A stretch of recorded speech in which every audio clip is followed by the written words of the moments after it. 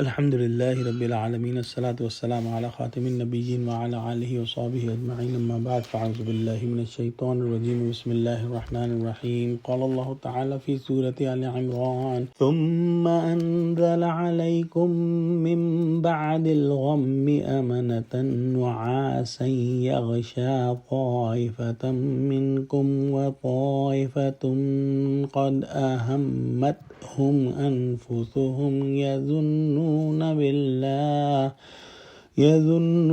بالله غير الحق ظن الجاهلية يقولون هل لنا من الأمر من شيء قل ان الامر كله للہ۔ ترجمہ: پھر خدا نے غم اور رنج کے بعد تم پر تسلی نازل فرمائی، یعنی نیند کہ تم میں سے ایک جماعت پر طاری ہو گئی، اور کچھ لوگ جن کو جان کے لالے پڑ رہے تھے خدا کے بارے میں ناحق ایام کفر سے گمان کرتے تھے اور کہتے تھے بھلا ہمارے اختیار کی کچھ بات ہے۔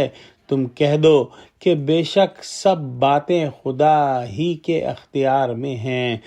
غزوہ احد کے اندر جب مسلمانوں کو جو ہے وہ ابتدائی شکست ہوئی اور ان کو بہت رنج و غم جو ہے وہ پہنچا، تو اس کے بعد اللہ سبحانہ و تعالی نے مسلمانوں پر ایک دم غنودگی طاری کر دی، یعنی اس جنگ میں جن کو شہید ہونا تھا ہو چکے، جن کو ہٹنا تھا ہٹ گئے، اور جو میدان میں باقی رہے ان میں سے جو ہے جو مخلص مسلمان تھے ان پر اللہ سبحانہ و تعالیٰ نے یہ غنودگی طاری کر دی۔ لوگ کھڑے کھڑے اونگنے لگے۔ حضرت طلحہ رضی اللہ تعالیٰ عنہ کے ہاتھ سے کئی مرتبہ تلوار چھوٹ کر زمین پر گری۔ یہ ایک حسی اثر اس باطنی سکون و اطمینان کا تھا جو ایسے ہنگامے اور ایسے جو ہے پینک کے بعد جو مومنین تھے ان کے قلوب پر محض اللہ سبحانہ وتعالیٰ کے فضل و کرم سے جو ہے وارد ہوا اور اللہ کی رحمت سے وارد ہوا۔ اس کے بعد دشمن کا خوف و ہراس سب جاتا رہا۔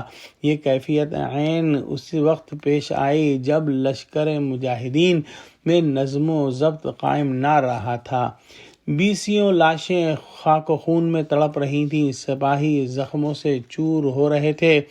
حضور صلی اللہ علیہ وآلہ وسلم کے قتل کی افواہ نے رہے سہے ہوش اور حواس کھو دیے تھے۔ گویا یہ نیند اور غنودگی، یہ سونا جو تھا وہ بیدار ہونے کا پیام تھا۔ غنودگی طاری کر کے ان کی ساری تھکن دور کر دی گئی اور متنبہ فرما دیا گیا کہ خوف و ہراس اور تشویش اور اضطراب کا وقت جو ہے وہ جا چکا۔ اب جو ہے بالکل مطمئن ہو کر اپنا فرض جو ہے وہ انجام دو۔